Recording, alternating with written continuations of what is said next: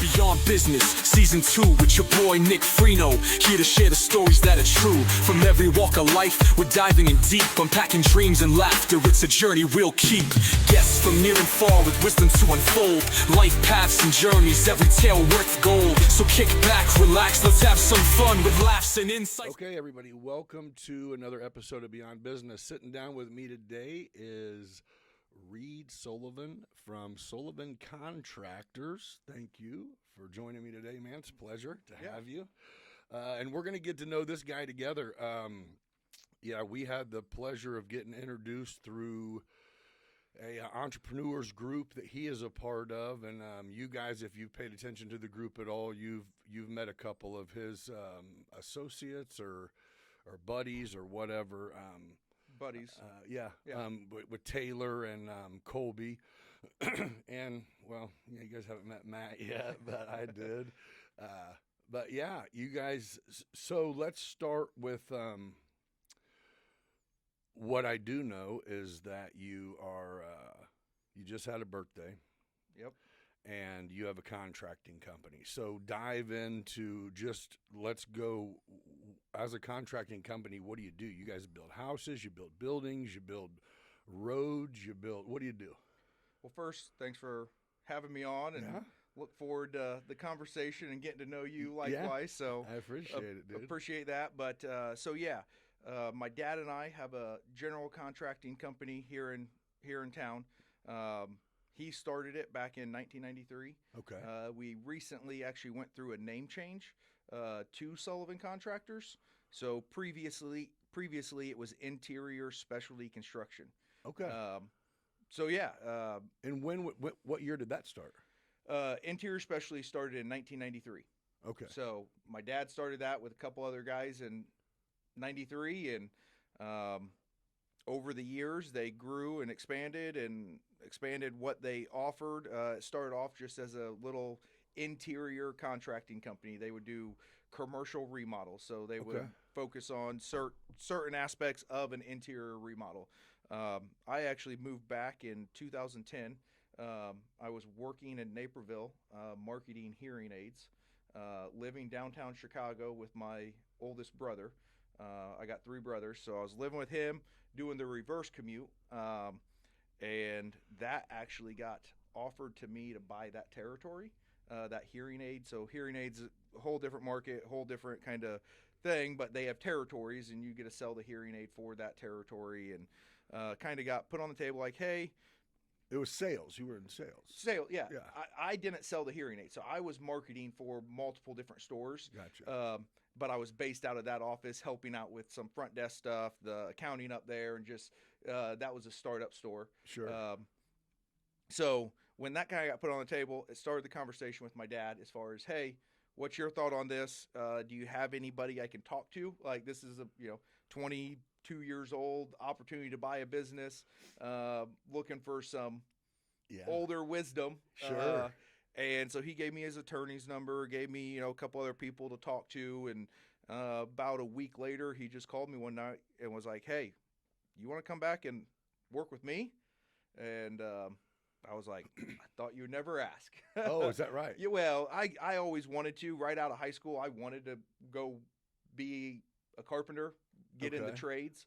My parents encouraged me to go to college, get a degree, and okay, let's back up. Yep. Where'd you go to? Are you from here? I am. Where'd you go to high school? Maroa Forsyth. Okay, so you get out of high school, and your dad is a contractor. He started his company, and you go to college where? Aurora University. Okay, so when you get out of, what'd you study? Business. Okay. Yep. You graduated? 3.5 years. Okay. So you get out, and that's when you get into the hearing aid business, and you stay up kind of that direction? Moved back here. Okay. Worked for the hearing aid company here. He bought the territory in Naperville. So he was expanding, and that's what took me back up there. Okay, so at this point, you're just trying to make some money. You had no anticipation of buying anything. You're just making some. You're 20-some years old. Yeah. Yep. Just trying to make ends meet. Okay. So, but before you ever went even to college, you had knew your way around a toolbox in Oh, the yeah. garage because you're pops, and Yep. that's what you guys did. Yep, I was the one of, like I said, I got 3 brothers, 2 older, 1 younger. I would say I was the one that always had an interest in building things. Are they involved now? Nope. No One- part of it. None of them. So one is works at Carl Hospital Okay. in the administration side. One is a veterinarian, and the other one is in sales. Okay. So So- they just went their own route. Yep. All right. I always say they're doing better than me too. I feel you know? you. I get it. I get it, man. I get it. Sometimes it has their days. Yep. I feel you, man. Well, that's good. So, I mean, sometimes it's great to work with family, but you do. So what's your take on that? You came back when your dad asked you, you didn't have to think twice and you came. Yep. A lot of people say, working with your family's hard. Your take on it is what? No, was wonderful your experience, or More times than not, yeah. yeah, For me, I am very grateful, blessed that I have a great relationship with my dad and my mom. So it is, we've seen more good days than bad days. Yeah. Are there days? Absolutely. But you're going to have that even if it wasn't family. You know what I mean? yeah, Now it has a different, I would say, take on it, family gatherings, we still got to get together. Yeah, I remember there's been times I've told my wife, like, I'm not going to my parents tonight. You know what I mean? Like, she's like, yes, it's on the schedule, babe. Yep, we got dinner tonight. Yeah, put the face on. Exactly, but that is few and far between. So for me, that's been the better part of it, is being able to work with my dad and see him and do what he does, what he loves to do, and he's extremely good at what he does. Yeah. So I also am second generation. I worked with my dad for 10 years. What was that? We install lightning protection systems through. We're signatory members in the electrical union, so we're Yep. specialized tradesmen. Not much residential, mainly commercial and industrial work. The company was started almost 100 years ago now. We basically everything that University of Illinois erects, we put lightning protection on. Nice. In addition, we go everywhere. Yeah. A lot of state work in Springfield, all the state work in Springfield, all the hospitals. Mhm. Matter of fact, today, that's what I was in there getting a bid together for.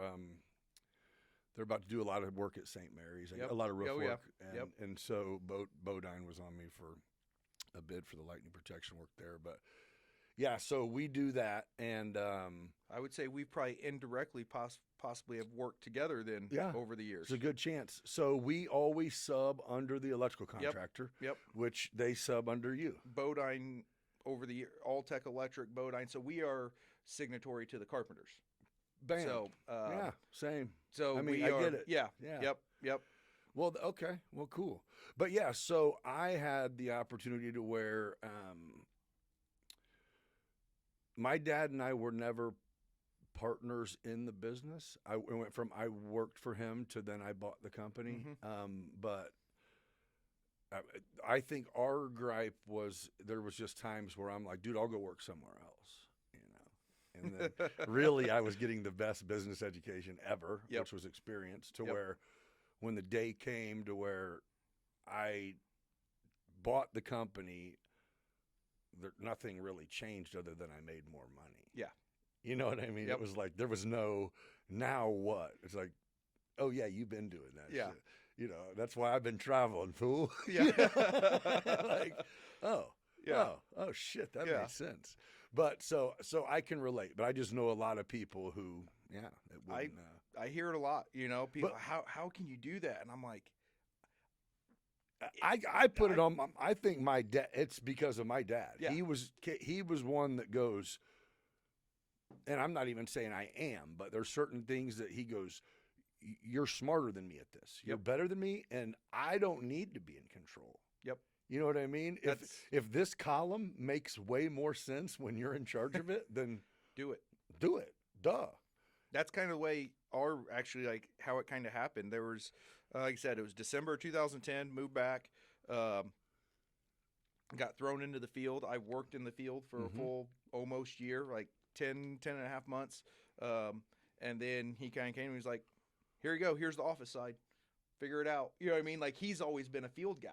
Right. So there's help needed, we needed help in the office. I just got out of college for business, Which you didn't learn. I think Oh, shit. Don't get me wrong. There is great terminology. I learned terminology. Mhm. Did I learn the nuts and bolts of business That's how we say at they college? they teach you how to learn. That's all. Yeah, exactly. Yes, I would 100% agree with that. I was taught in college how to learn and terminology of, hey, what's a P&L? Like, before college, like, Right. Someone said P&L, I would have been like, huh? Give me 30 seconds to Google that. Yeah, exactly. So college was great to me, but it was very much a thrown to the wolves, Yeah. boots on the ground. Hey, you got to figure this out. And I don't want to say figure it out fast, but it was definitely, hey, we need help in the office, and here you go. So I'm sure you've seen this, and I do. I find it funny. I don't ever take advantage of it, but so where we're at and where you're at, we occasionally you'll get the Chicago contractors that'll do what they do to come down here and put their stamp on something. And the people they will send to lead jobs are fresh out of college, right? and I still feel that way. and they're in charge, and it's just like deer in headlights on. And they probably are outside of where that construction trailer is sitting. They're probably the smartest person in the room, but they're not even close. Yep. You know what I mean? To where it's like, oh man, this is going to be rough. Oh yeah, happens all too often. Mm-hmm. But that's the way. I'll be honest. That's the way I felt coming back. Like, I got thrown in the office. Yeah, I grew up around the trade and I knew my way. I remember in college one time, a buddy was like, "Hey," or I think I said, "Hey, give me a screwdriver," and he's like, I'm like, "A Phillips screwdriver." Go. And he's like, "What's that?" You know what I mean? Like, to me, that was just. What do you mean? Yeah, right? Exactly. You know what I mean? But grew up just different, more white collar and nothing bad about that, but it's just completely different. Yeah. And now you're getting, everything is becoming so technology driven that to be a project manager, to run a job site, you don't have to know a whole lot about the actual bits and parts that actually go together and how they go together in the field. That you can look at a spreadsheet, you can look at stuff there, but then you get put out there on the job site. And that's the hard part is you're dealing with people who not only have they never been, they will never go. Yep. And you're there going, what you're saying is inaccurate. Yeah. It's inaccurate and it looks great on paper, but here. It's not it's not feasible out here. I am here. No, that's great. Yeah. Which I dig. I mean, I think it's awesome. I mean, so are you guys union? So or how's it? So yes and no. So we still have Interior Specialty Construction. That company is signatory to the carpenters. Gotcha. So all of our labor that we hire out, we go do a project, is Interior Specialty Construction carpenters. Okay. Sullivan Contractors, I would say, is kind of, you could say, the parent company, or okay. They have no ownership in Interior Specialty, but we bid everything through Sullivan Contractors. And then we hire Sullivan, hires Interior Specialty, hires Bodine Electric, hires, Burdick Plumbing. So are you guys a minority company or no? No, we're not. So nor am I. So did I just hear correctly that that's no longer going to matter? Minority? The minority. I would love for it not to be a thing. No, I feel like something Trump related, like yesterday. I did not hear it. I did. Not enough to press on it, but enough that I am now going, why didn't I look this up? Yeah. Something bill related, something is going on relating to that. Yeah. That would be good. Yeah. There's been a little chirp. Yeah. Something that was just saying, because it does make sense. Whoever's the most qualified, period. I am very much there's no one successful today that gives two shits about what color you are if you're qualified. Nope. Not at all. Nope. Period. I always have taken the stance. Or gender. None of that shit. Gender, color. I want the most qualified person at a reasonable cost. Right. You know what I mean? Like, I'm not saying you got to be the cheapest all the time. No. I'm not saying you got to be the most expensive. Yeah. I want who is going to be able to perform the work. You know, like that's how when I send stuff out to bid. Yeah. You know, typically sending to contractors that are reputable, that are, you know what I mean? Like that kind of are already established. Not saying I'm all for giving someone a shot, giving an opportunity. Like I'm all for that. But at the end of the day, price and capabilities are what it come down to. And there's been jobs where I'm like, I don't know if this person can handle this project. And there's times I've had that conversation with them. Like, hey, do you think, you are low here? I would like to use you. But are you going to even be able to do it? Are you going to be able to do it? Yeah. And tell me now. Right. Don't get halfway through the project. And, I learned that from my dad and vice versa. I hate turning down work, but there's been a handful of times in the 14 years that we've been. It's like, are we going to have to hire someone to do this shit? Yeah. Or we just say, hey, right now. We're just not going to even get involved. Yeah. It's not the right fit for us. Yeah. We're too busy. You know what I mean? Yeah. Hey, appreciate the opportunity. Think about us on the next one. Right. And that goes further than getting the work and botching it. Throw it up high and you get it and go, I didn't have a plan for this. Exactly. Yeah. Exactly. Well, so I'll still get the phone call of, hey man, you're high by 10 grand or whatever. And it's like, give it to them. Yeah. And then good luck getting them down here to fuck with you whenever shit's not right. And it's like, for real? I'm like, you already know. It's like, fuck. Okay. Yeah. Because we've been through this, man. And you get it. It's frustrating for us down here. I can think of projects over the years where we didn't get it. Yeah. And soon as the contractors leave, the owners are calling us to come fix things. Right. And it's like, yeah, we'll do it. Yes. But I'm like this. So here's what it is. We have one competitor, and they're from up north, and we might have more, okay, but we have one that matters to me, and when they're in town, I'll get pictures sent to me. Whatever fucking asshole that I know, there's like, over here taking your picture of their truck, your work, and I'm like, whatever. But I'm like, your job is you're supposed to get work here. Yeah. I'm not, and it's never. And you can't handle it all. And they're not gypsies. They do good work. Yeah. So that's why you care about them because it's exactly. It's so I go, if they have, fleets down here, that's a problem. They're setting up a shop. I'm going to have to go get some guys in the hood over there and see if we can pull some wheels off these trucks. No, but it's not concerning. Yeah, if I'm the only one there, it's a problem. Yeah. Competition is at the end of the day, competition is good, but there's also at some point someone's going to go, what? Yeah. Yeah, Nick's got a monopoly on this. Yeah, these are $10 million for every job that used to be 10,000. I'm going to come work for you. This is crazy, right? Yeah, but no, it's crazy. So when you got involved in it, and then you guys, how recently did you add Sullivan? Was that right? 22. So a few years ago. Yeah, just a few years ago, we kind of transitioned that, and part of that was we were doing new construction builds. Okay. And the name Interior Specialty Construction, if they didn't know my dad or I, it was like, you weren't getting anything new. We weren't getting new customers, new phone calls. Rebrand it. Correct. So we kind of rebranded, but not rebranded because we kept Interior Specialty as our labor force, but just kind of started a new company and slowly got rid of the letterhead.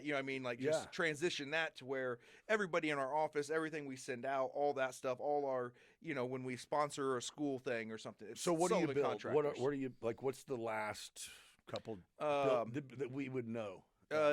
One of the bigger ones that probably a lot of people know DEC Orthopedic Center. Oh, yeah. Okay, so, So- you're building buildings. Yeah, like that. so like that addition, Dr. Sams and Dr. Sullivan, great guys. In Mount Zion. Yeah. Yeah. Yep. I know exactly what you're talking about. So great guys, great group to work for. The first phase out there we did for them was under interior specialty, kind of shortly. They were in the transition. They were in the transition. They were, one of the first ones to see the new logo. Okay. And They then could the have checked to both places. Yeah, exactly. Then like the imaging center out there, which is backed up to it. So we've done 2 projects out there. Billingsley gas station out there off Weichels Road. Yeah. Out there by the that's conference center. That's a nice did- spot. Yeah, so like I think if you're on that side of town, you've been out there. The one with the car wash. Yep, and that's yep. a nice. We Matter did- of fact, that side of town looks It's- pretty they're- nice all of a sudden. Or maybe not all of a sudden, but Yeah. they got like that little drive-up little liquor store across Yep, from Pops with a yep. pizza joint. I believe the Parks brothers Yeah, have kind of that's done exactly that. who it is. Yep. Yeah, Yeah, a it lot, looks nice. lot going on out there, and then obviously there's talk about the casino and a horse track and like off-track betting going on out there. Where at the hotel? The way I understood the article, it is that'd be west of the church, so it's on the north side of 36 there. That big building, or a new? It'd be something else. No, so you got Tabernacle Church on the corner Yeah. of Weichels and Yeah, 36, yeah. so right west Okay. across Weichels Road, but on the north side of 36 there. It was in the paper here a couple weeks ago. Okay, I didn't see Yeah. it. Yeah, So, do you remember years ago that Horvey was trying to? Okay, and then I saw and then he sold that. they to sold that. someone. Yep, I'm trying. someone local in Forsyth. Don't know the family, but I seen the name of Yeah. I even tried to look them up to get some Yeah. information on who they are, what them, and I don't know who owns the mall. I still believe the mall is owned out of a company out of New York. I think. Oh, it's company owned. Yes. So the malls are. We it's used a to do a it's a- ton of work at It's a the rough mall. investment. So, there. but like, so just a quick little side story. Yeah. My dad actually was, he's been in the trade since 15. You know what I mean? Like he was hanging houses and insulating houses. yeah, Got in the carpenters at since like he 18. was 15. Yeah, Oh, he yeah, got yeah, in the gotcha. carpenters at 18. So he helped build the mall. So like we used to do work in there. I remember going in there as a kid with my dad on Had a Saturday. Hardee's, Oh yeah. Garcia's. Yep, Garcia's. Yeah, and yeah. I remember like MC Corn Sports. dog place. Yeah, yeah. So when my dad's company did that back in the day, but I remember, I was probably junior high, hell yeah. in there driving a forklift and doing demo and Yeah, that's the shit, dude. so yeah, and that's the other thing, fun thing about working with my dad, and you probably get it too, is you go on projects or you go back to something to hear them say, "Oh yeah, I remember this, this, and this." And, it's Yeah. kind of fun, Yeah. and What's you get stories out of it. yeah, here what's crazy is I'm there. I'm now Going back to job. I'm now the jobs I've went on, they're doing 25-year later renos, Yep. and I'm like, oh shit. I remember when they just re-roofed this. You guys just put a roof on this. And they're like, 20 years ago. yeah. I'm like, shit. I'm starting. Like I said, You'll get there, December. bro. Well, I'm there because some of our customers we work for, they remodel every 3-4 years. No, I got a call here recently, and I went back, and I'm like, didn't we just do that? And then I'm looking through records. I'm like, Nope. well, that was 2014. That was Jeez. 11 years Yeah. ago. And Yeah, it's time. yep. Okay. You can speed this up a little too. We can do it every Man. 5 years. That's crazy. Yeah, time moves, man. It does. It Yeah. does. So are you guys steadily, was the growth intentional? Like, did you guys just, obviously it was intentional, but did you guys sit down and come up with a plan of let's go from kind of the smaller scale, or you just get an opportunity to bid a bigger job and you did it, then was like, this, and do you go, We never sat down and discussed it. it just happened. It and just 100% happened. Now, we would have conversation, and I've always would tell my dad, like, you enjoy the field side. I enjoy the development side. I enjoy the more. do you stay out, have you stayed out of the field for, Once I went into office, I stayed stayed- out. Now, I say that, I've bought property and remodeled buildings, and Sure.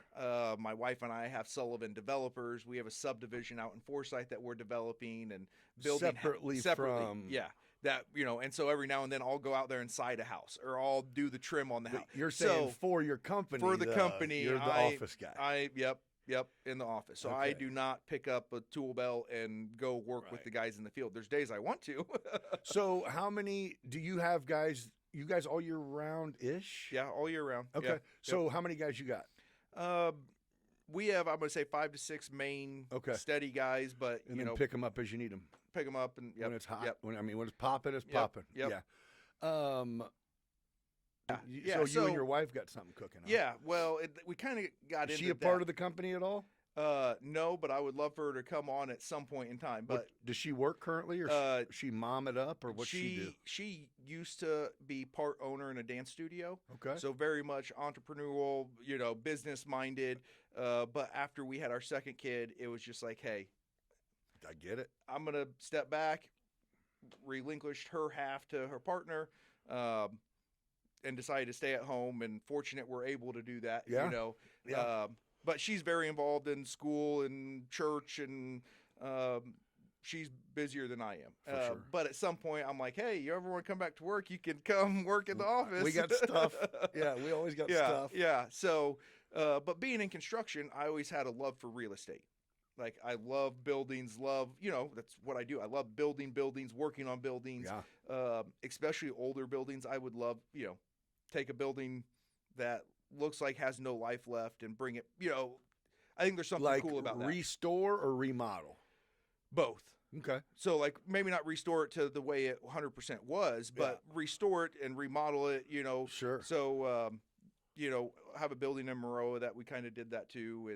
And, so enjoy that. So with the construction, got into real estate. And so, buying properties, remodel them, lease them out. Okay. And so you guys have a neighborhood or what? Well, so that's kind of how I got into development. And then Forsyth got a TIF district, and I was familiar with what TIFs are.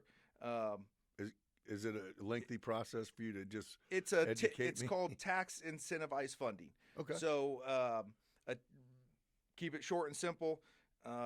There's property tax on our property. Yep. And you have what is called the EVA, estimated assessed value. Okay. So this property that you have right here is property taxed at $7,000 a year. Okay. If you take that and increase that value to 14 grand, there's $7,000 there. Yeah. That could go to that TIF. You got to be in a TIF. They got to create it. Okay. But then that is eligible for reimbursement. Like the city, the municipalities can then use that money to incentivize businesses to remodel, to create development, to do different projects. Okay. So Forsyth created a TIF district. I knew this farm field was in the TIF, and I knew certain things were eligible for reimbursable expenses. Yeah. So basically, so you started building homes. So I went to the village. Village owned the property and said, hey, I would like to buy this 16 acres, do a subdivision. So I had to get a civil engineer involved, had to get, put a blueprint, put plans together, submit it, go through planning and zoning, go through the board, buy the property. Did you know all that going in, or you learned as you went? No, I knew I had to. Now, I learned a lot going through it. I didn't know necessarily all the ins and outs, Right. but I knew there was a process.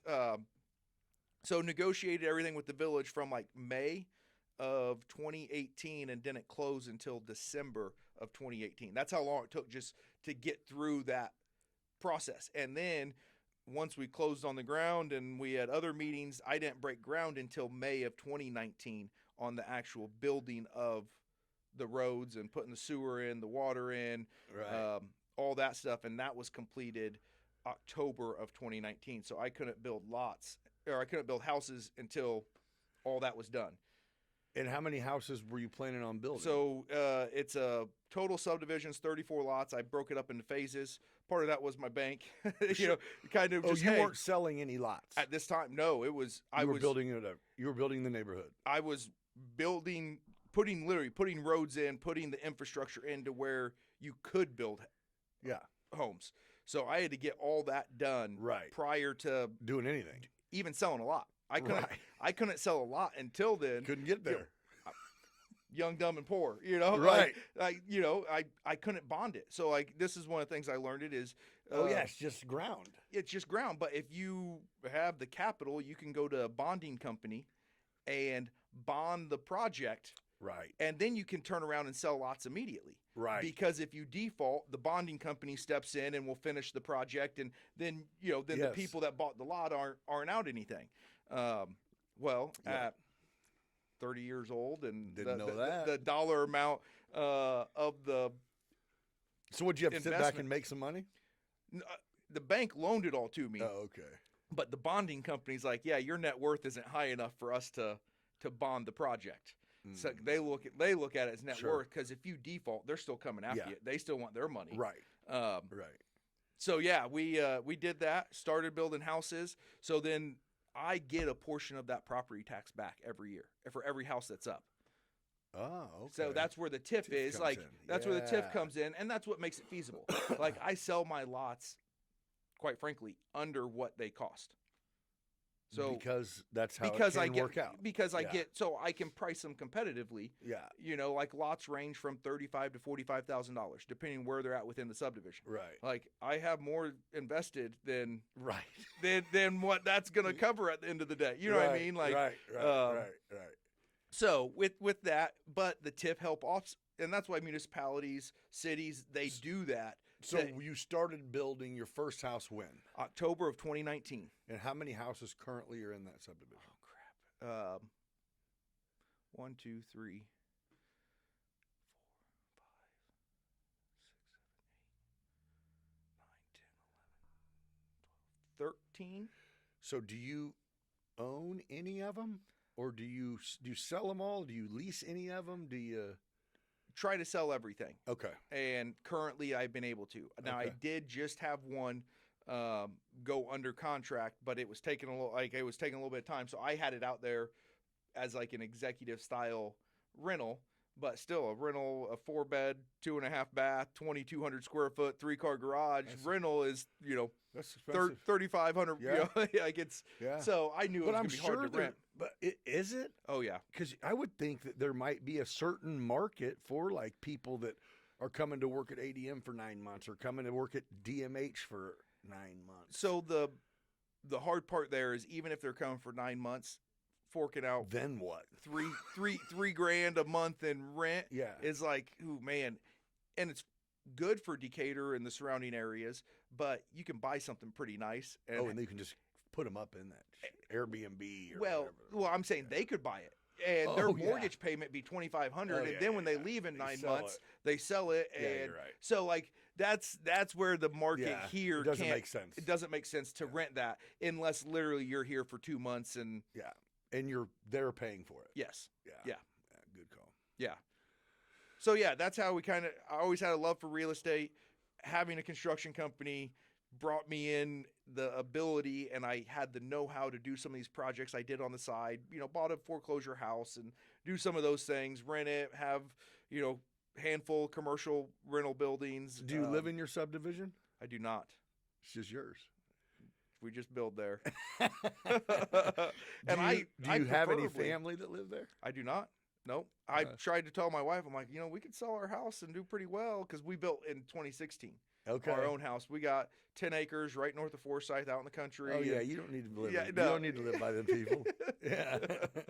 But I always tell my wife, hey, we could sell, because everything's for sale. That's right. Yeah, she's like, we could, but what'd they offer? Yeah, exactly. Yeah, and her price is a little different than mine, and her price, I don't think it'll ever sell. Right. So you have 2 kids? 3 kids. 2 girls and a boy. And what ages? 10, 7, and 4. He's getting ready to turn 5. So everybody school age? Yep. Yeah. Yep. So do you have I'm going to be home hours?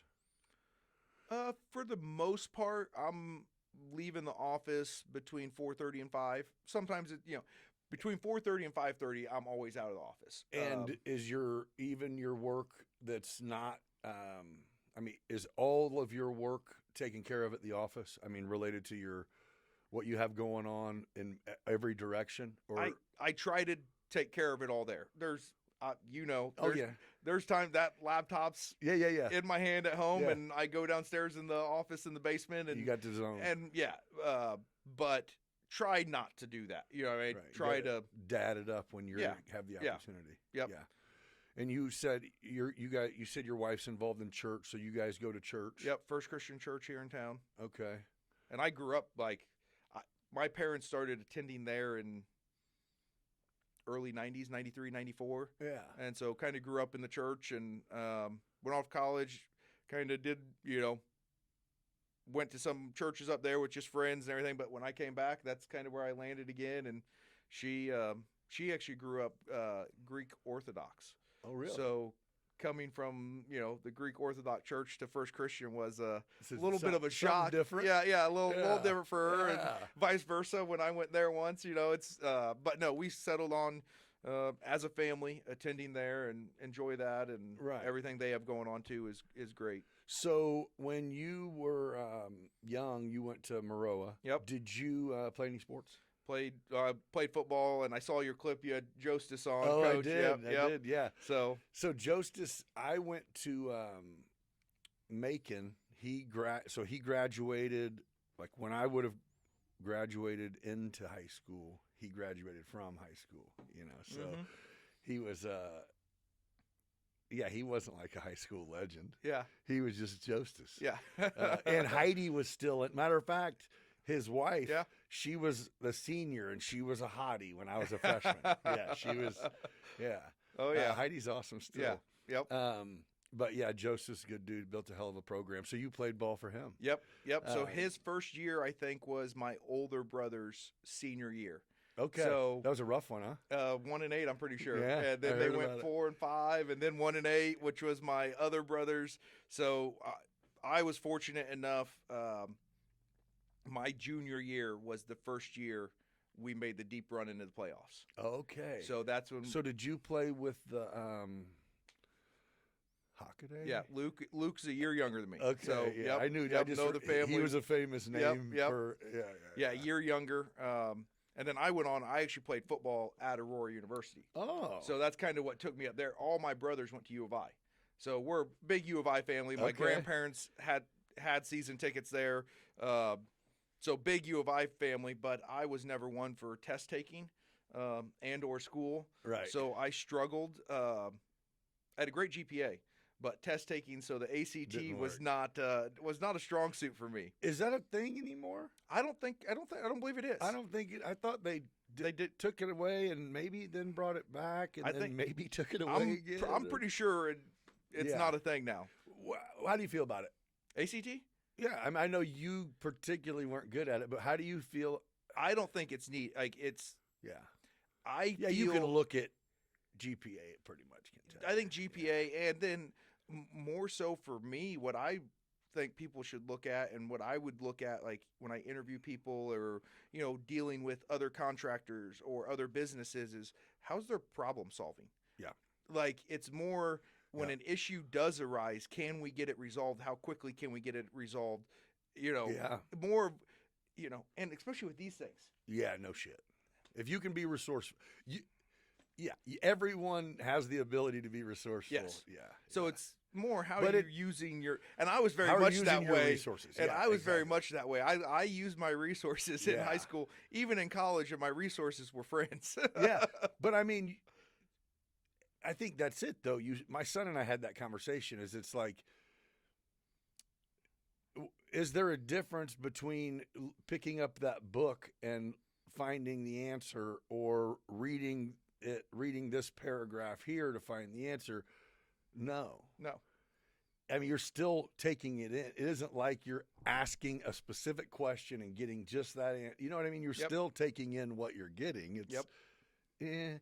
Now, if you're asking a AI to write a paper for you, you should probably change a few things up.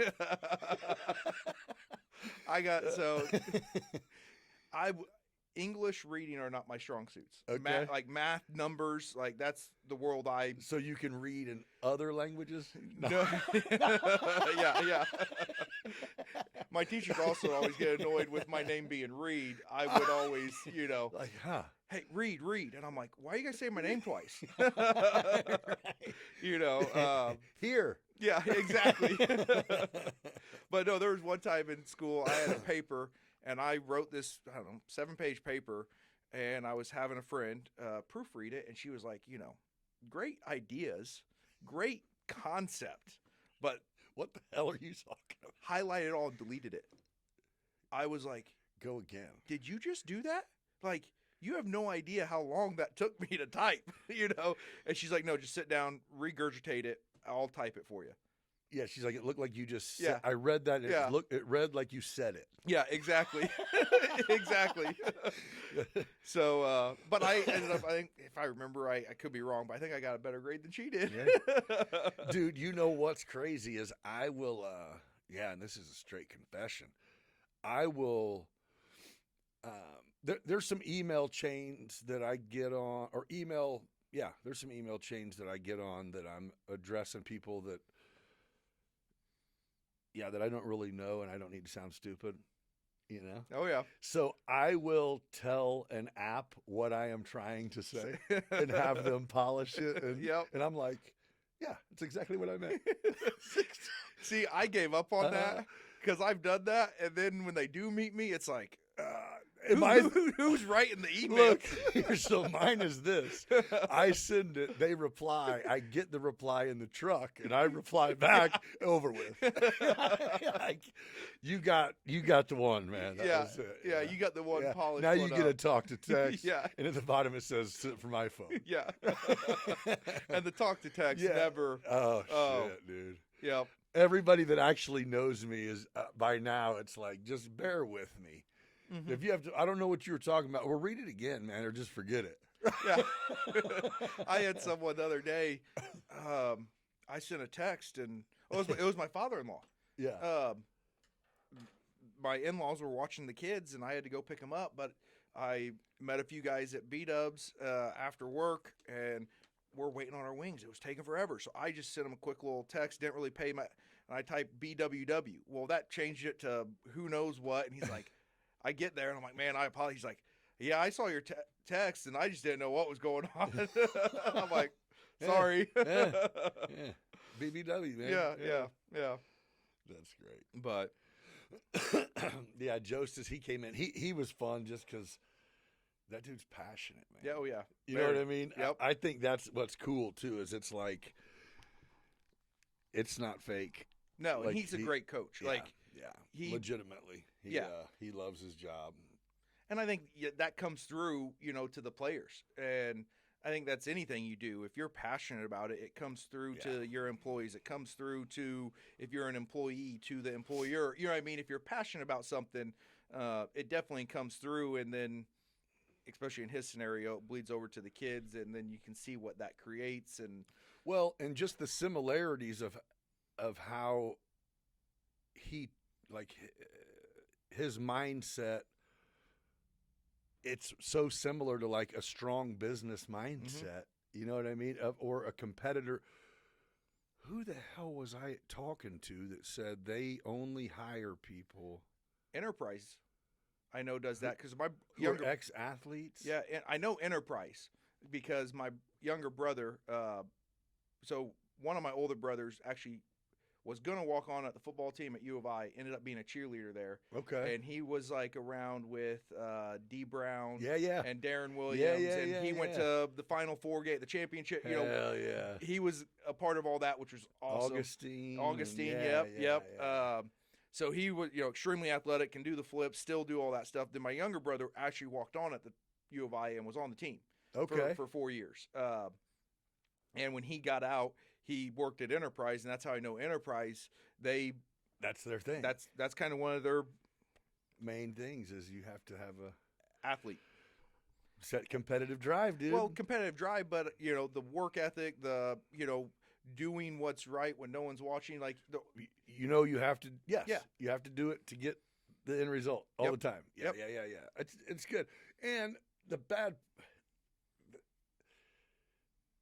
the people that say that's not fair, it's because they're lazy and you know what I mean? That's just tend to be. that's it. It's like Yeah. the ones who, I don't know. Usually the people that are complaining are lazy, jealous. Like, even when I catch myself complain about something, it's because I want, like, same. Yeah. it's not, Yeah. it's not that I'm mad. It's like, Yeah, man, I don't hate six packs. Yeah. Me neither. I but- just like six packs. Yeah, I feel you though. Yeah. It is like, man, hey. And I think sports teach a lot of good lessons, whether it's Oh, no football, doubt. whether it's basketball, baseball, volleyball, softball, you name it. There's a competitiveness that you learn. There's the team aspect, learning to work with others. Well, and I think that's what. There's been a couple people in here who have been coaches. Joseph is one of them, and I think the impact, like I think coaches in my life have impacted me more than anyone in like the business world at all.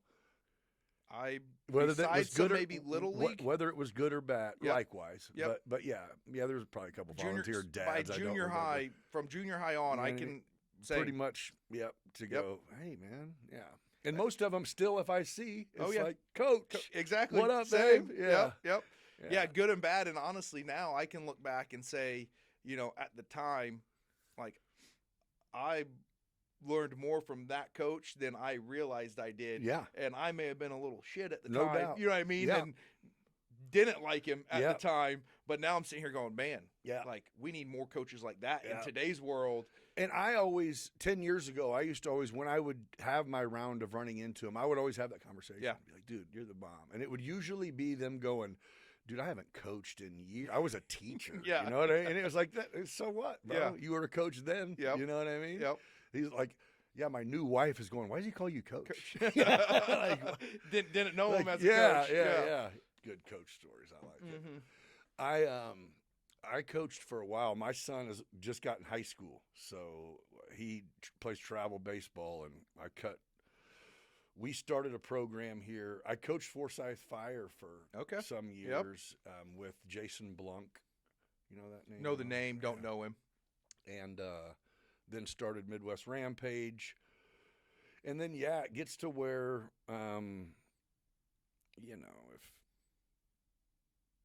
if you need to play with better competition, then you just let him go spread his wings. So good. So that's what happened, and now we practice fucking an hour away for our home practices. That's fucking great. Love it. Yeah, Baseball is a who sport don't that do that. Yeah. It can get It's crazy. But schedules and But I tell you what is so cool, and a lot of people, they never want to see their kids grow up. But I don't.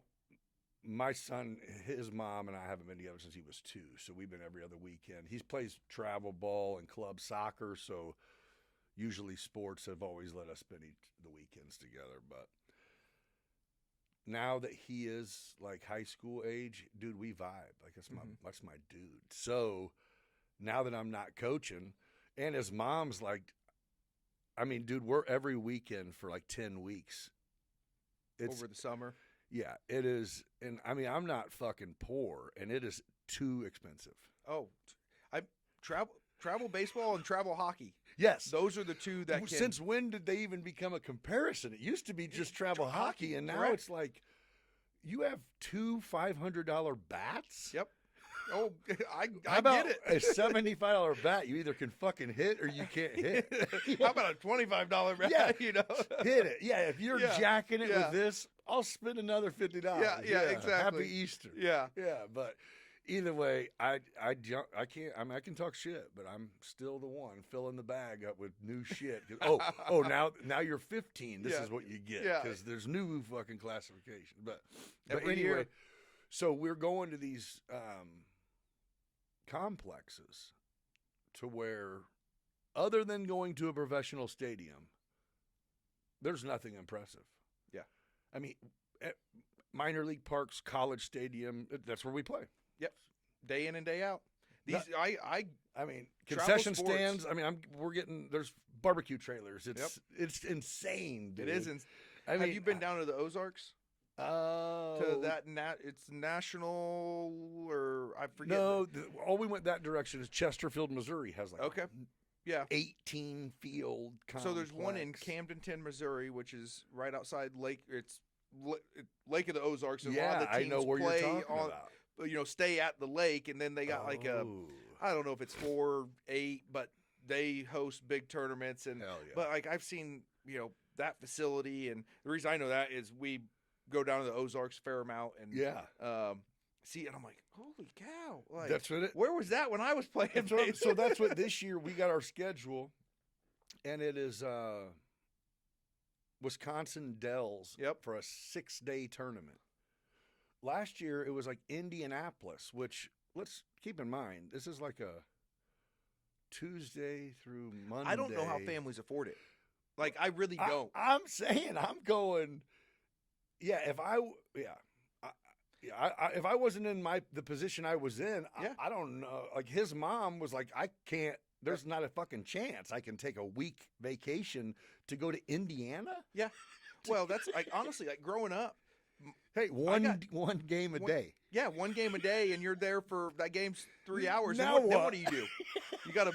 Hey, let's go do this, I guess, and go Dave and Buster's and spend another $200 on some arcades. Hey, there's a minor league game tomorrow in town. Oh, cool. That's a couple hundred. Let's go there. Yep. Yeah, that's exactly how it went. But no, with 3 brothers growing up, like we played a lot of the house league and house league hockey. We played youth league baseball. Played, it wasn't something we did a whole lot of travel sports. And twofold, the money, and I'm even now. It's like, dude, cheap back then compared to now. But then. With four of us running around, they just couldn't be at all the places at once. I don't think it was a thing like that. I feel like there's not even like Corey League isn't like a Corey League baseball or youth league. Yeah. It's not even a. They still have it, but it's it's just watered down now. It's really watered down now. It's like you got to play travel. Where back when I felt like growing up, the house league. The Pintos and the Broncos and all that stuff. You could play in some decent tournaments. Like Mountain Zion had good teams, Forsyth, and all the local communities. And I tell you what, they have these turf complexes now that they actually have rec and single A divisions. So you can have a not good team and still not have to play in league. Yep. I don't know. I don't get it. But, I don't either. But it is. It's because the kids that aren't great still want to be on a travel team. Yep. Because it is cool. Well, it is. I mean, back to it. sports do so much for kids that them expensive, shitty, fucking 3-hour trips to Buffalo Wild Wings are the bomb. Yep. Packing it. Oh yeah. Everyone, shut up. Shut up. What do you want? Yeah. Order now. Water with lids. Everyone. Yeah. No, but those are where it's at. Dude. Yeah, it's fun times. But yeah, we're to the point now where, he's it's just fun. It's cool and had fun. Yeah, that's the other. Took the dogs and that's the other thing that's changed. Tremendous is Airbnb, VBRO. Pretty sweet. Like beats the hell out of any hotel in my eyes. I mean, well, for any length of time. Any length of time, and I set up an office in that bitch. Yeah, you can, and if you want, you can. Hey, get a 4-bedroom, 5-bedroom house and 2 families. People, and you know what I mean? Like, hey, your buddy can come stay too. Yep. Like that was my original plan, as it was kind of, and then, I'm one of them. Like, I'm going to bring it up once. Yep. And then because staying 5-6 days in one of these hotels that the team gets a block for, which is. It's a hotel room with 2 beds. Two twin or queen. And that's it. Yeah, your microwave is on top of your mini fridge, and that's it. Right under the TV. That's it. Yeah. So it's too long, man. Yeah. I got to have a washer and dryer and shit. Yeah, I want a separate room that I can go watch the TV in, and then have a kids room to are go in to here, bed. And yeah. But either way, we'll be right back at it again here coming up. This will be the first year we don't start till late because high school baseball runs. Mm-hmm. Yeah, so I told him, I said, well, we'll get to see what you're made of, because finally the age, once you hit high school, it doesn't matter, babe. If you're good, you can get it. Yep. Yeah. He grew a little bit too, so. Well, good. Yeah, that's back to like business and sports. Like may the best player play. That's it. You know what I mean? Now, I coached at one point. I want to get back into it here at some point in time. You know, and I think there's a time and place where everyone plays. And I actually coached freshman basketball at Maroa for one season, and I remembered sitting the kids down. Hey, you're here to learn fundamentals. You're a freshman. So we're going to learn the fundamentals. We're going to teach you what, you know, is expected sophomore, junior, senior year, and everyone's going to get playing time. Now, with that said, if it's a close game, this is your team. This isn't me. You guys tell me if you want to win it, go after it for the win, or do you want everyone to get equal playing time? Right. Every time. Coach, we want to win. So I'm gonna move the chess pieces. Halfway through the third quarter, you know, Right. all right, hey, out, back, you know what I mean? Yeah. But I mean, Let's move the pieces. everyone, but that's what they wanted. They wanted to compete. It wasn't, you know, I'm talking top to bottom. You know what I mean? Yeah. Every player wanted to compete and knew their role and knew that, hey, I'm more of a practice player. I'm here to get you ready for the game. Knew they would get some game time. Yeah. But even at the freshman level, but to your point, you know, may the best player play, and at the same time, may the best bidder, you know, in the construction world get the job. Yeah. Like, No, you're right. And there's room for, well, no, there's not room for everyone, because there are people who you're not going to play in a crunch situation. There's people in the trades game that it doesn't matter who you know that was successful. That doesn't make you like your dad having a successful company. Some people could look at you and go, must be nice, man. Mhm. You just got to, all you had to do is go to college, and you got to come home and just get a cush office job, and now you get to build houses probably with dad's money, and really the and real it's- life is like you. I wish you knew. I wish your story was correct. Yeah. Yeah. I wish you knew all the back history Yeah. and, you know, the 20-hour conversation that this Yeah. would be, you know, Yeah. explaining all that. It's like, it doesn't quite work like that. I get it. Though. You know, I took a pay cut going into the office. You know what Right. I mean? Like, Right. So when you first started, was there timeline wise? Give me the year again that you decided to come back and dive in with your dad. 2010, and I officially like moved back in December. So the decision was made prior to that. Okay. But then, you know, helped him transition up there in Naperville with the hearing aids. So you come back 2010. Yep. The end of 2010. You're not getting a check from anywhere up there anymore. You're back here making some money with dad. Yep. And I was a carpenter at that point too. okay, so how long did it take you, if it happened, before you, at least by yourself at some point, said, what the fuck am I doing? Or did you feel like you made, the whole time it was a great decision, you just had to work it out? Or was there definitely a time where you were like, oh man? No, I don't think there was ever a time I was like, oh man, like this is the wrong decision. I don't think that never crossed my mind. It was maybe more of I didn't know just what I was getting into. More of just Too soon. oh crap, there's a lot here. And to your point of like you buying it from your dad and like having that switch, I remember like trying to have that conversation at 26. So like when I came back, I was 23 years old. Right. Shortly within a month of me being back, I turned 24. You know, I remember 27 years old, 10 years, I'm 37 now, 10 years ago. Hey dad, I think I want to buy the company. Right. And it was like, I don't know if, you know, and honestly, that was probably more my mom. I don't know if you're ready.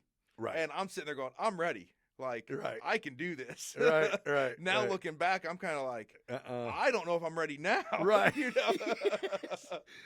Yeah, but, it's you know, funny. it's that, but there's something to be said for being young and dumb. Oh. Like, Oh, yeah. So I did just act like I took over and it was seamless. Really, it seemed like that. yeah. And it was great. I mean, great. And then it was fucking terrible. Yep. The worse than I could have ever thought. Like immediately after it was great. You know what I mean? It had nothing to do with, it was contracting. Yeah, just that. But I just mean like also like things the ambitions, the drive, the young and dumb got nothing to lose because you don't have a Right. pot to piss in. You know what I mean? Yeah. Like I am definitely a risk taker. You know, Yeah. obviously with what I do and putting the money out there to do a subdivision, building spec houses, buying property, you know, remodeling stuff, contracting is so definitely more on the risk side of things. But 10 years ago versus me now, it's like, ooh, I don't know if I would do that again. I don't know if I would have bought that or. So, is your goal still to fill up that neighborhood? Yeah. Oh yeah, absolutely. Sell the lots, or you build and fill it up? And so this is kind of, you know, my goal from day one was just to sell lots. Oh. So like I had talked to Jeff Horvey and Uh-huh. I talked to Steve Senior, so Uh-huh. Steve Horvey Senior. Yeah. And I had an internship with them, so knew the family and kind of went to them just as mentors. Like, hey, got this idea. This is what I'm doing. And they're like, hey, I don't know how the housing market is, but hey, you know, here's kind of our, you know, advice. And I remember Jeff Horvey telling me, you know, we got out of building houses because the paint color's never right. Now, selling lots is a different story because no one ever complains about the color of the dirt. Right. And I was like, So when I was like, okay, I'm going to move forward with this, but I just want to sell lots. And so, I mean, it doesn't sound like terrible advice. yeah, no, it's great advice. Yeah. Until you get there and No one wants the dirt. no one wants the dirt unless there's a house on it. And I'm like, well, I guess I got to build a house. You know what I mean? And part of that is there's no more home builders. You know, that whole generation's retired. Oh, You know what I mean? So like everybody that was building in the 90s and early 2000s, when 2008 came around, now you have only 2010, custom home builders. you have a few custom home builders, but there were a lot of home builders You're in right. the late 90s, early 2000s. Well, when that housing market crashed, a lot of them were of the age that they could either A, retire, or it was like, hey, if I stick it out 5 more years, just make do and do some remodels, do this. By 2013, 14, they were done. Yeah. Yeah, you're right. So then people are coming to me interested for lots and like, you know, who could build? And I'm like, honestly, I really don't know. They're like, well, could you build it? I'm like, I could. You know, there I am building. Building 3 houses. Started in October of 20. As soon as I was able to build a house, I dug 3 holes. Oh, so you're like, I'm selling lots, and the people come interested in the lots, can't find anyone to build, and you're like, well, here we are. Here we are. Well, so then I've learned since then, you know, part of that group that I'm in on Thursday mornings. It's kind of funny. Yeah, it is. Yeah, done 14 houses now. You know, You're in it, as a side gig. You know, I call that's my nights and weekends project. Hey, your realtor's referral is great. Yeah. You're like, I'm both, bro. Yeah. Yep. But read a book. It was referred to me by a buddy called Who Not How. Okay. And the whole book kind of focuses on, you know, just because you can do it or you can figure out how to do it may not be the best time for you to be spending. So find the who, you know what I mean? And it kind of changed my perspective on employees even. Like, invest in your employees. Like, they're an investment, not a liability. You know, they're an asset. They're not a liability. Well, same in the aspect of, you know, finding that good contractor. You know, just because I can do the siding doesn't mean that's where I should be spending my time. Find the person I can partner with, or find the you know what I mean, or find the company. And so kind of, so I've here more recently, got a buddy, and we've worked out a deal. It works good for him. He gets a piece of the pie, but then, yeah, I still sell the house and I'm kind of the front man on it. But as soon as they sign a contract, I turn everything over to him and I pay him to do it. So to build it, run it. So it's like, he's kind of, you know, the general contractor, project manager, whatever you want to call it. Perfect. Now it's all running through me, but he's over there and he enjoys it. He's good at it. That's great. So it's kind of that whole thing that. No, that's because I broke that down. No, that's good. I mean, I have my commercial side I got to deal with. I was going to say, and yeah, there's more valuable ways to spend your time. Correct. And the commercial side is what I would say is our bread and butter, right. And especially my bread and butter. You know what I mean? Like, can I manage a construction of a house? Yeah, but I can manage a commercial building project over here that has our own guys on it, much larger in scale, needs a little bit more attention to, I don't say, houses need a lot of attention to detail, sometimes probably more than a commercial project. Right. But it wasn't smart on my time management, giving it the time that I was, and I was actually honestly probably doing a disservice to some of the people I was building for. Right. And so since then, Put someone who will do the job. Yep. Yeah. Yep. Yeah. Well, sometimes delegation is the key, man. Yeah. I had a guy tell me once, he goes, my goal is to do nothing. He goes, I want to be able to delegate to people that know what they're doing. Man. You know, from a management side of things, that's what he told me. I was like, huh. How can I get there? That's what I'm saying. That's what I think it might have been Taylor I was talking to. I said, I'm so far from the point where I can, like, take a – or no, it was Rodney. You know Rodney Walker? I know who he is, don't know him, but he has the Skywalker grill in the sports complex. And he does he kind of turns that gym into like almost like a boys girls club type deal, and they do a lot of good things for the community there. But that's what we were talking about, how how long can you personally basically not work, if whether you took a vacation and decided to never come back, could you stay at your same level of wealth? And I'm like, oh, I could do that. Like my wealth starts decreasing tomorrow, until it runs out and I have to come back. Yep. And it's like, that's not wealth. And it's like, oh man, then I don't know what the fuck I'm doing wrong. Right? I don't. So that's like one of my goals. Is I got a goal, certain age, I want to be able to walk away, and nothing changed. Nothing changed. Now I don't plan on doing it. No, but the team, bro. That's it, right? Yep. Having the perfect team in place to. Yeah. Yep. Yeah, that's good. That's good, man. I like it. You're a young dude to have. Would you say, other than your pops reaching out, is there anybody in your life that was like a driving force? I guess you were really young when you made the decision to come back here, but even if it's to take the construction company to the next level, or even once you were doing that, to go and decide. I mean, there's a big difference between running a contracting company and decide you're going to start developing property. And like, is there a person you can look at and think that? No one person. As far as like the construction company growing, honestly, we fell into it.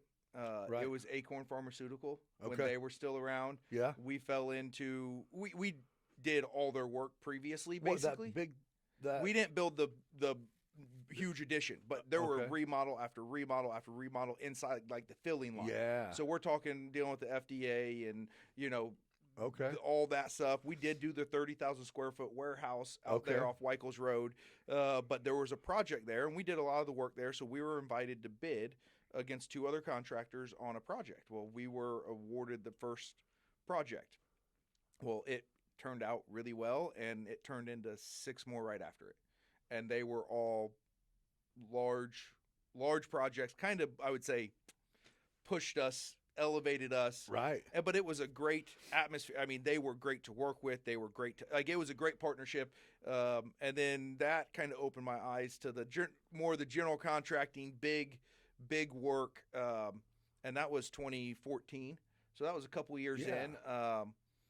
And then as far as then, hey, I enjoy this. But then being friends with the Horvies and seeing what they did, always had an interest in that. I interned with them. Okay. And, they taught me a lot as well. So kind of seeing what they had done and this, that, and the other is like, hey, I want to go to the next step and try this subdivision. Let's go see if a bank will loan me the money. That's one of the smartest things you can do, is go talk to the people who are already doing it. And most of them, they receptive, very receptive. Yeah. And no different. Have you had anyone come and pick your brain about whatever? Well, the CEO program. Are you familiar with the CEO program? I am. So I was a mentor for a few years and still in contact with one of the kids. And he actually texted me happy birthday last week. Okay. And, is he out of high school? And yes. What? Yep. Out of high school and doing his own thing. And but there's still one or two of them that when they run into me or they've reached out, hey, got a question for you. And absolutely, come on in. I dig it. Hey, I dig it. This is what I would do if you want to. If you want to be a general contractor, here you go. I'll give you all the advice. Yeah. I can. Yeah, you got to love that because, you know, I think that there are, which some people disagree with this, but I think there's a lot of people that, you know, have like an entrepreneurial spirit, but they're good people, so they're going to take care of their family, and they got a job that their father-in-law got them, and they have to make that. They can't take a risk because they need their insurance, and they, you know, so they're kind of just stuck and fucked, and that's it. You know, I mean, so it is like, man, if you feel it and you're young, do it, dude. And do it while you're like, you can do it anytime, but doing it when you're young is so much. Yeah, where you're supposed to do dumb shit. Well, and if not even dumb. It's just if you fall flat on your face, that's not dumb. It's just right. Or you're supposed to have people look at you and go, "Oh, what were you thinking? What were you thinking?" Or, "Hey, you learned a lot from that. Here, you know, you learned from it. Move on." I remember my dad telling me I was doing a project on my own, bought a building. I mean, Maroa was getting ready to condemn it. It was that bad of a building. Paid $30,000 for it. All right. Completely, you know, looking back, it was crazy. Should have let him condemn it. Probably, but it was actually, so Matt and I went to Matt, I was like, "Hey, I'm buying this building. Would you have interested in putting a pizza place in it? I'm going to do apartments upstairs," and we were able to work a deal, and that's kind of how the deal got all put together. The original up in Maroa. Oh, cool. So, like, that's how Matt and I know, we went to high school together, but then that was my first kind of big project. That was right when I moved back. That was 2012. So I moved back December of 2010. Within a year later, you know, or a year and a half later, I'm buying this building for $30,000. End up having a roof fire. Insurance, total loss. And looking back, I should have took the insurance money, tore that sucker down. But now it's a great building, love it. But like looking back on that, I remember my dad telling me, "Ask so and so, like they want to help you." And I'm like, I'm not asking for help. Right. Like, I can figure this out. And now looking back, I remember asking some of those guys that, you know, one was a bricklayer, one was an electrician, and it was, you know, those guys, they want to help. They wanted to help me. They wanted to see me succeed in this. And but, you know, I think that's it, too, is there's that small piece of someone starting out that goes, if I ask questions, that means my business plan has holes in it. And it's like, that's false.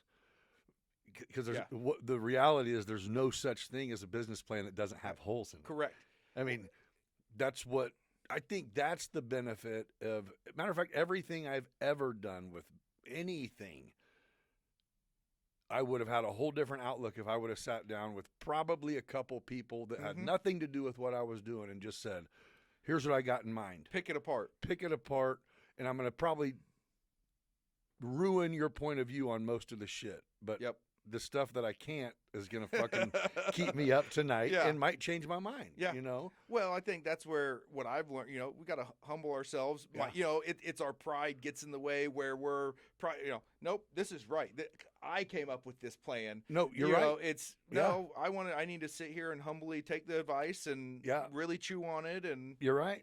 I mean, just because you can trick your banker into thinking something doesn't mean it's right. Yep, exactly. Yeah.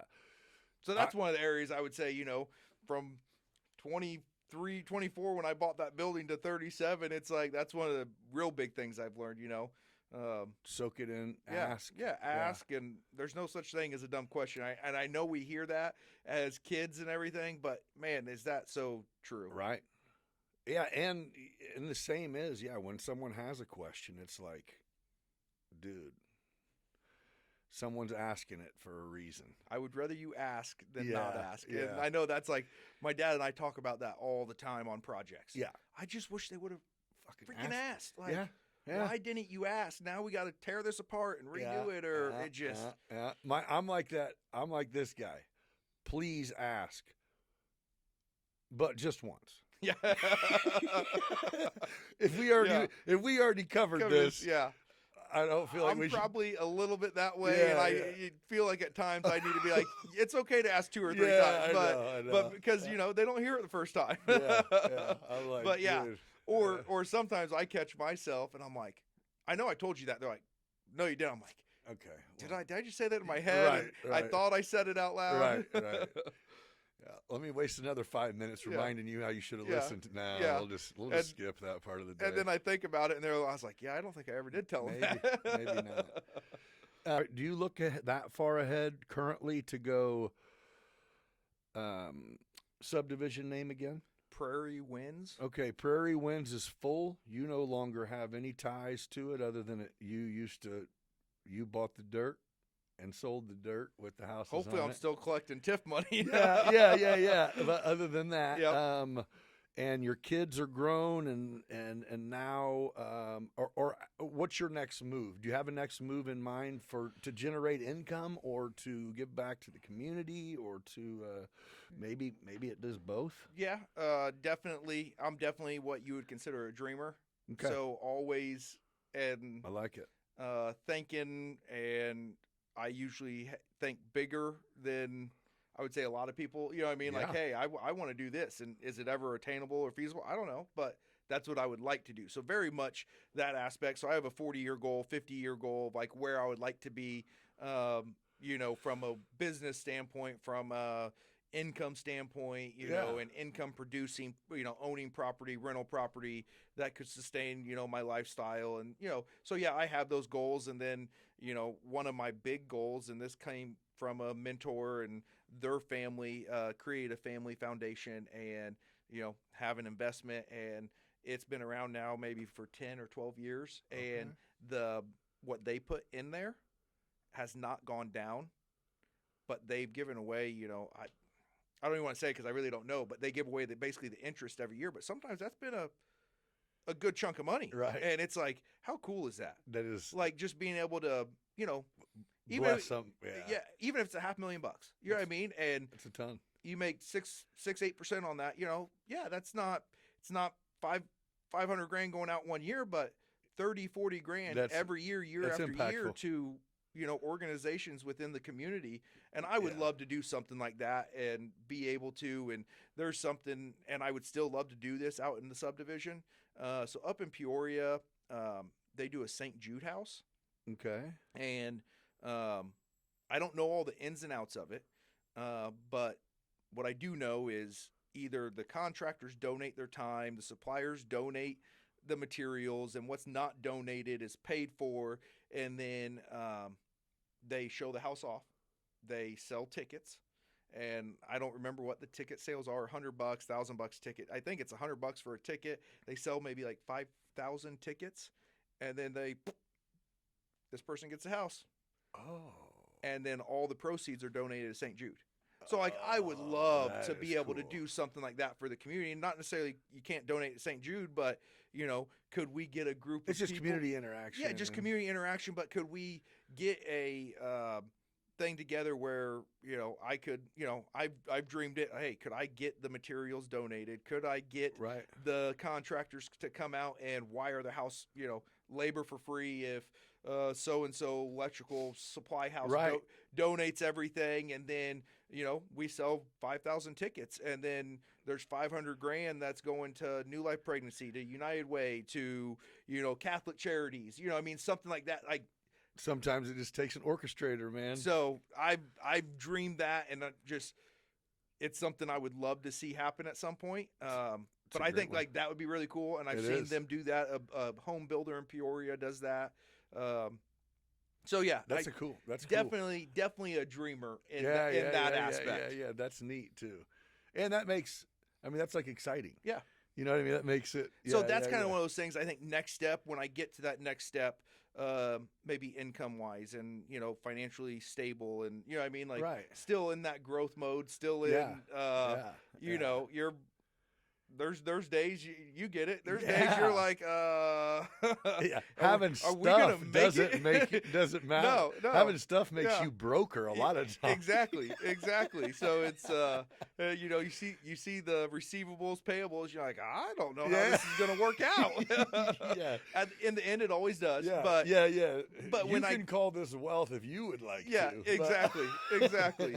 So getting to, that's one of those things, getting to that next step. I would like to be able to do something like that. And That's that's really a cool idea. I haven't heard of it, and yeah, your description of it.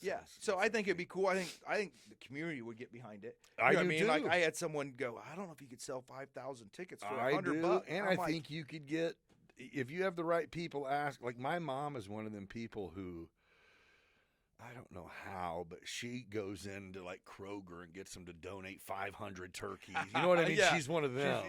I am not. Me either. Like I feel like I'm stealing from. Like But that's one thing I've learned over the years. Like I've always been one. I can do it. Through that book and just through other people and church. It's just like I gotta humble myself. I'm not all that great. You know what I mean? Like, or maybe I just need to. Did you say you know someone who knows how to do it? Yeah, exactly. And that's the other thing. I learned that from my dad, and he always is like, look, this is a team aspect. Like, for sure, we're not the ones building the building, and that's what I tell everyone. Like, yeah, our name may be the general contractor, or we might be the face of it, but it's not. Yeah. It's not me. We have a great team in our office. We have a great group of guys. We work with great subcontractors. The masterminds, though, man. Yeah. Yeah, that's really cool. I mean, I think that anybody in any trade always thinks that would be the coolest job ever, is to be the one in charge of everything. It would also be the most stressful. But yeah, that's neat. Yeah. Yeah, you guys have done some impressive stuff.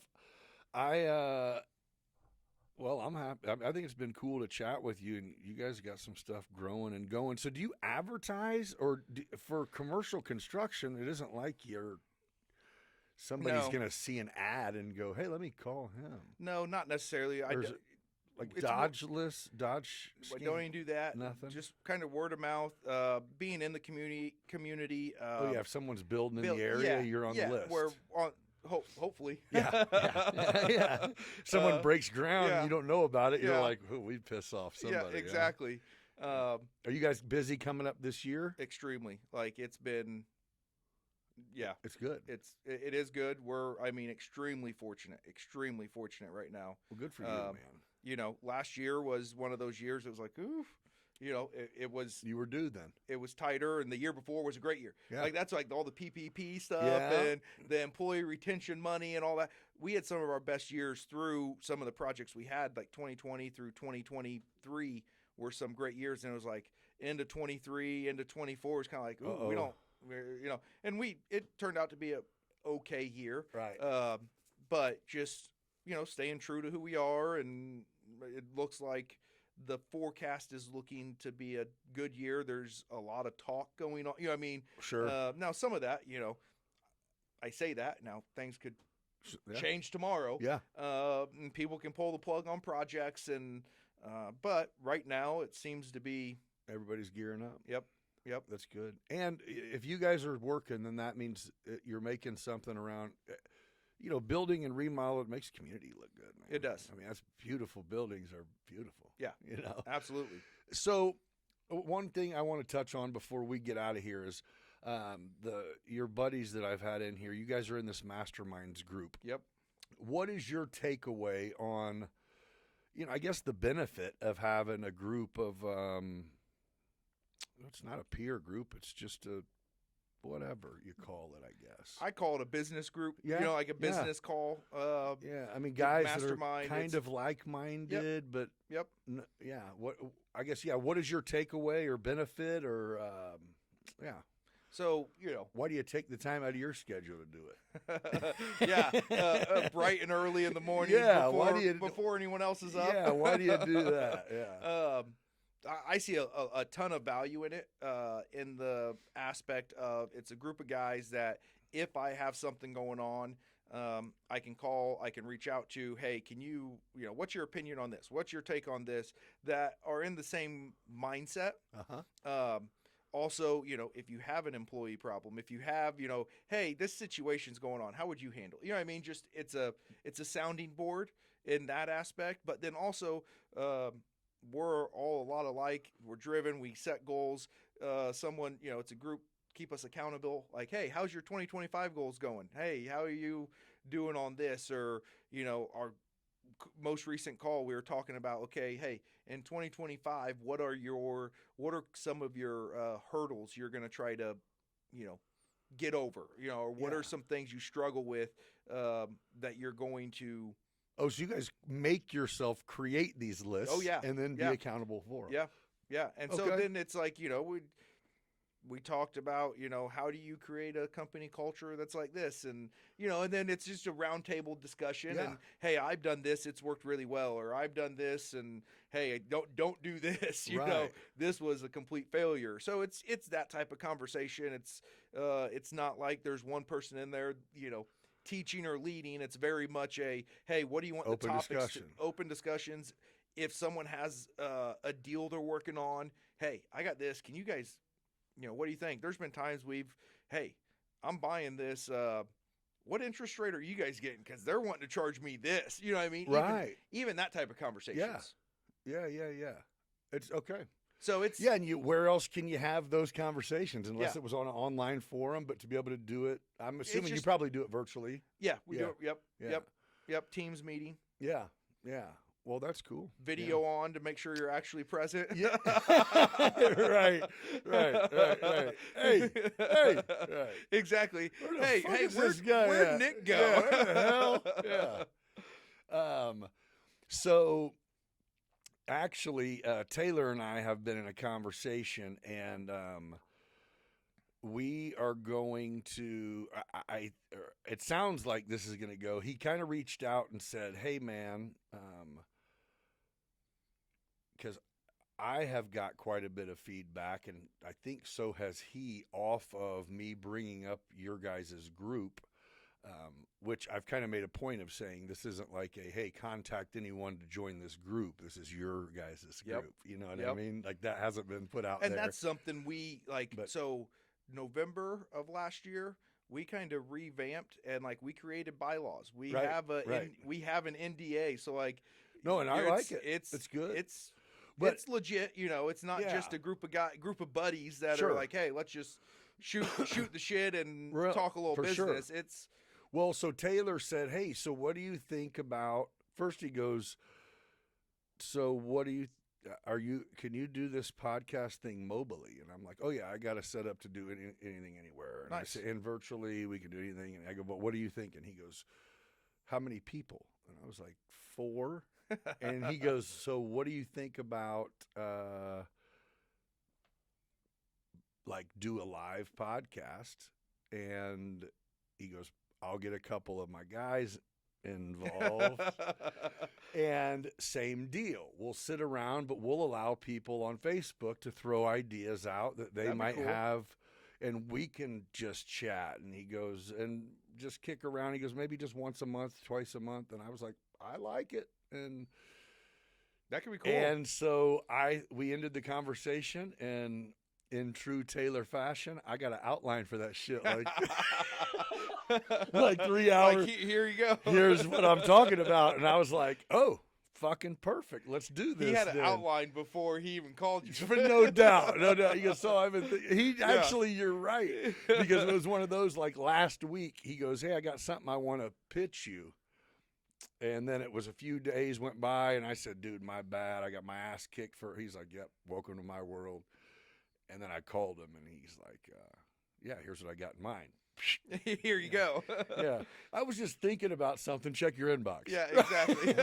No, but so he's going on a little vacation, and he said, yeah, when he gets back, we're going to sit down. And I liked the idea. He just said, he said he was struggling time-wise with being able to give back at all. And he goes, if we could figure out a way, he goes, and if nobody bites, cool. He goes, but if there are, people that, he said, we're going to call it a small business banter, and just fucking, whether we sit here, we can go sit at the back corner of a bar. Yeah. We can all sit at our fucking living rooms. It doesn't matter. Yeah. But being together would be cool. I think there's for definitely sure, something. And we can allow people in from wherever. Yep. It'll be easy. That could be super easy cool. to set up. We can go to Goodfellas. So how'd you get into podcast? How I've enjoyed kind of watching a little bit of it. So See, I'm turning the tables now. I'm asking. Yeah. The So questions. So when I got a couple years ago, I just got into watching them, right? And I turned this room into a studio that looked nothing like this. And then I got cold feet on starting one because I don't even know why. I think I was like, well, what if no one wants to fucking come on? Or Yeah. I really don't know, man. I'm just one of them. I went with an idea, bought a bunch of equipment, and I'm going to do it. And then it was like, What if no one listens? What if I can't get what anybody? if? And then, what if? changed? Nothing at Nothing, all. yeah. Except for my give a fuck changed. Yeah, you just decided I I'm don't doing care. it regardless. Yeah. Yeah. So what I did is before I revamped the studio, I made an invitation and I sent it out to like 20 people and like 15 people said yes. And I go, okay, I'm starting it. Awesome. So I started, yeah. So then I kept sending invites out and I ended up booking like 50 people. Awesome. You're on season 2? Yeah, this is the end of season 2. Season 3 will start next week. So what consists of a season? 12 episodes. 12, okay. Which I'm going to. This is a lot. I go a lot, so it's like 2 episodes a week. Oh wow. Yeah. So And then you got edit and content. yeah, so like I don't do a whole lot. I try to they see me and my it's raw, F-bombs and yeah, which is good. Yeah, I'll take out a little bit. I'm trying to get better at it, but yeah, for now, like if we talk about something and at the end you go, "Hey man, I shouldn't have brought up," then I would cut it out. Yeah. Which I've had a nurse come in and at the end was like, Probably shouldn't have discussed that. Matter of fact, when Taylor came in and we smoked a cigar and drank a bottle of bourbon, our 4-hour podcast ended up being an hour that was released. I'm like, dude, we can't. I'm like, one's gonna watch 4 hours. Yeah, and I'm like, what were we talking about? Yeah, same. So yeah, I learned within the first couple. It's like, okay, maybe I need to do this and then that. Yeah. No, but it became something. I'm a solo artist, man. I mean, Yep. you probably are pretty familiar. I don't know how many people you deal with on a not work basis, other than your wife, maybe. Yeah, Or I don't. I gotta. Yeah. Or I just mean me personally. It's. I tell some people what to do in the morning, usually not even in person. When I do drone work, I'm doing that by myself. Everything I communicate is like this. I don't have a family at home. I'm single. So I don't interact with people, and I'm super busy. And I really didn't realize I didn't interact with people. So when I first started, after my first couple times of doing this, I'm like, hey, I'm scheduling to spend time with normal people. Holy shit. Not sitting at my computer. Not so bad. Yeah. Yeah. But so, yeah, it turned out to where I enjoy it. And I'm getting good feedback. Some people like it. I'm connecting with a few people I went to high school with and stuff Awesome. like that. That are like, holy shit. Yeah. And I know the ones I've watched, I've really enjoyed. Yeah. Well, I appreciate it. But again, thank you for coming on, man, and getting to know you. And thanks for having me. yeah, whether it's here or whatever, I'm sure we'll be seeing each other again. Absolutely. But yeah, hopefully good things continue to happen and you keep continuing to grow your business and the community and all that good stuff. But appreciate it. It's a pleasure. Yep. Thank you guys for joining, and we'll catch you on the next one. Beyond business where the stories flow. Life's a crazy ride, come on, let's go. From the ups and the downs, we'll laugh and we'll learn. With host Nick Freno, it's your turn to discern. Beyond business, take a seat, take a chance. Let's explore the past, come join the dance. Beyond business where the stories flow. Life's a crazy ride, come on, let's go. From the ups and the downs, we'll laugh and we'll learn. With host Nick Freno, it's your turn to discern. Beyond business, take a seat, take a chance. Let's explore the past, come join the dance. Hey.